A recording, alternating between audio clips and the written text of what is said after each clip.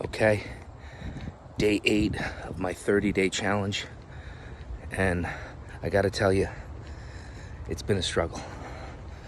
It's exactly one week to the day. I started last Tuesday, and I'm down 1 pound. The goal is 20. I got 22 days left, and I gotta step this up.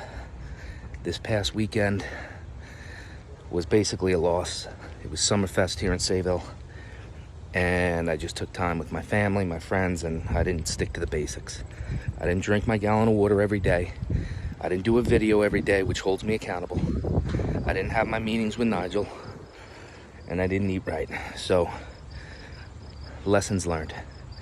But if I'm gonna make this goal, I gotta step it up. But one thing I am learning is that the subconscious is so powerful. It's so easy once you get off track to stay off track, and you can't do that. You gotta stay focused. So I gotta meet this goal. Let's do it.